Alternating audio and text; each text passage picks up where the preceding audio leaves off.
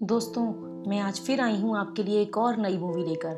आज की मूवी की कहानी है फ्रेबुलस लोला की, जिसमें दिखाया है कि कैसे एक लड़की अपनी प्यास अपने बाप के साथ मिटाती है।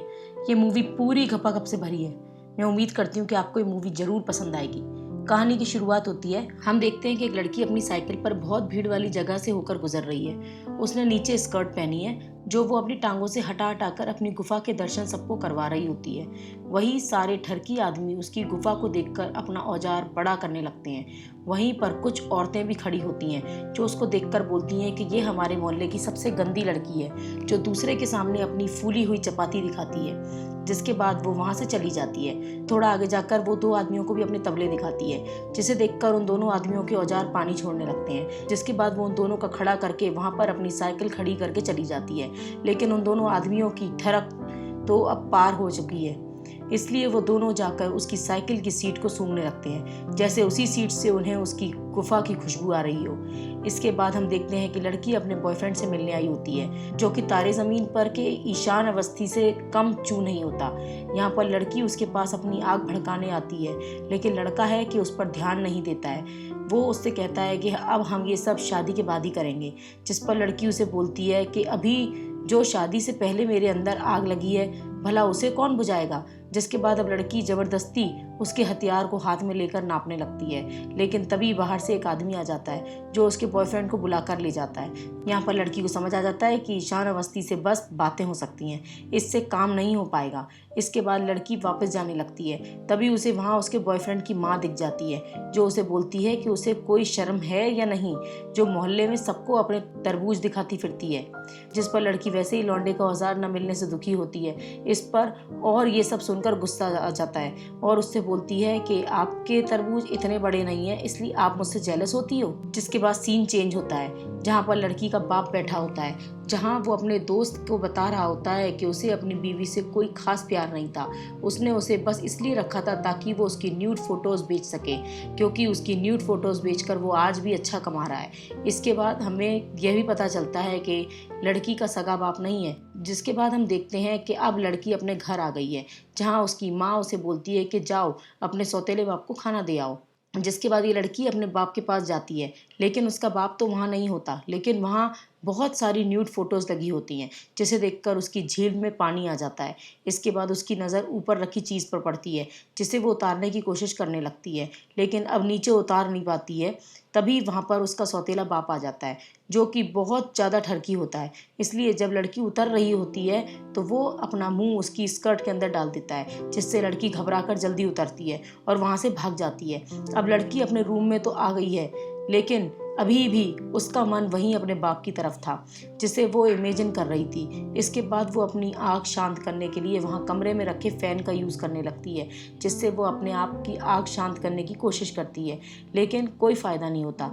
जिसके बाद वो अपनी उंगलियों को काम पर लगाती है और उनसे झील की खुदाई करवाती है। इसके बाद वो थक कर सो जाती है। अब जब वो उठती है तो देखती है उसका सौतेला बाप उसकी माँ की नंगी फ़ोटोज़ ले रहा होता है। इसके बाद उसका वहाँ मूड बन जाता है और वो उसका काम बजाने लगता है। यह देखकर लड़की फिर से बहुत तड़पने लगती है। जिसके बाद वो फिर से अपनी उंगलियों को काम पर लगाती है और अपनी प्यास बुझाती है। इसके बाद अब हम देखते हैं कि लड़की उंगलियों को काम पर लगा लगा कर थक गई है, इसलिए वो अपने बॉयफ्रेंड के साथ बाहर जाती है, जहाँ पर वो उसे झाड़ियों में लिटा देती है और उसके सांप को अपनी गुफा दिखाकर खड़ा करने लगती है। लेकिन उसका बॉयफ्रेंड अभी भी वही रट लगाकर बैठा है। वो उससे कहता है कि कुछ दिनों में ही हमारी शादी होने वाली है, तुम तब तक थोड़ा सा रुक जाओ। लेकिन लड़की कहाँ मानने वाली थी, इसलिए वो उसे जोर से थप्पड़ मारती है और उसे कोसने लगती है।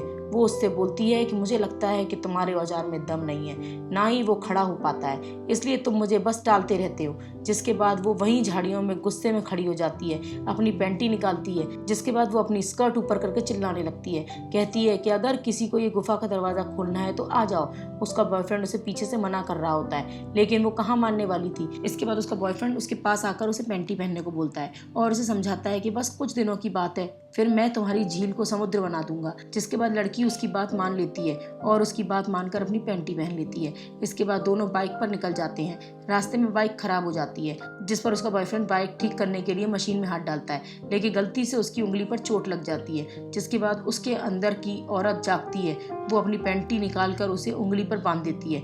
लड़का ये देखकर खुश होता है। जिसके बाद अब दोनों लड़की की वेडिंग ड्रेस ट्राई करने के लिए टेलर के पास जाते हैं, जहाँ उसका बॉयफ्रेंड बाहर ही बैठ जाता है, जबकि लड़की अंदर टेलर के पास चली जाती है, जहाँ टेलर उसे बोलता है कि जाकर अंदर ड्रेस ट्राई कर लो, जिस पर वो बोलती है कि उसने पैंटी नहीं पहनी हुई है। इस पर फिर टेलर उसे जाकर नई पैंटी लाकर देती है, जिसे पहनकर वो अंदर जाकर ड्रेस ट्राई करती है। जब वो अंदर रूम में ड्रेस ट्राई कर रही होती है, तभी उसे दूसरी तरफ से घपाघप की आवाज़ आ रही होती है।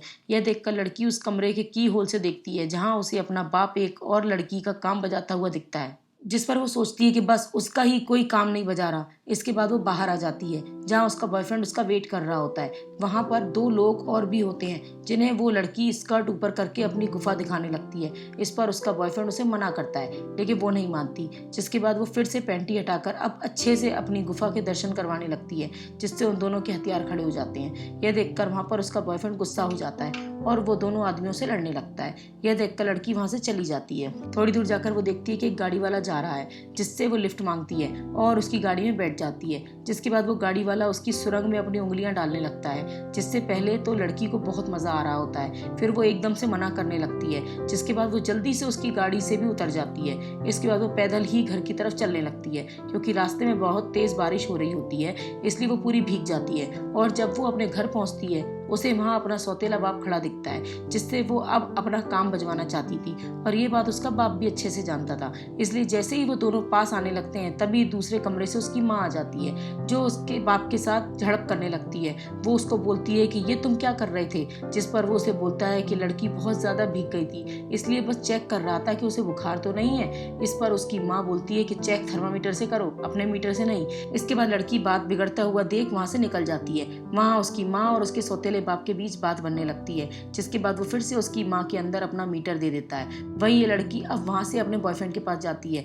जहाँ वो उसे बोलती है कि उसने कल रात को एक गाड़ी वाले के साथ काम करवा लिया, क्योंकि वो उसे अपना हथियार नहीं दे रहा था। इस पर लड़के के अंदर का जानवर जाग जाता है, जिसके बाद वो लड़की को घोड़ा बनाकर सवारी करता है और उसके साथ बहुत अच्छे से खपाखप करता है। अब जाकर आखिर लड़की की प्यास शांत होती है, जिसके बाद वो अपने बॉयफ्रेंड को बोलती है कि वो झूठ बोल रही थी, उसने किसी के साथ कुछ नहीं किया, वो तो बस इसके हथियार को जगाने के लिए ऐसा बोल रही थी। वहीं दूसरी तरफ हम देखते हैं कि लड़के ने कल रात को एक लड़की का गेम बजाया। उसने कल जाकर एक लड़की के साथ किया था और आज वो दूसरी बार किसी के साथ कर रहा है। इसके बाद हम देखते हैं कि दोनों की शादी वाला दिन आ गया है, दोनों की शादी हो रही है। तभी लड़की वहां से अपने रूम में जाती है, जहाँ पीछे पीछे उसका बाप भी आ जाता है, और आखिरकार आज दोनों एक दूसरे के साथ घपाघप कर ही लेते हैं। जिसके बाद दोनों अपनी झील और औजार के पानी को निकाल कर वापस आ जाते हैं, जहाँ पर अब उसका बॉयफ्रेंड उससे बोलता है कि अब तो हमारी शादी हो गई है, इसलिए अब तो तुम दूसरों के पास नहीं जाओगी ना। जिस पर लड़की उसे कोई जवाब नहीं देती, लेकिन इसका जवाब दोस्तों हमें पता चल ही गया है। उसकी प्यास बुझाने के लिए वो अभी भी और औजार लेगी। कहानी यहीं पर खत्म हो जाती है।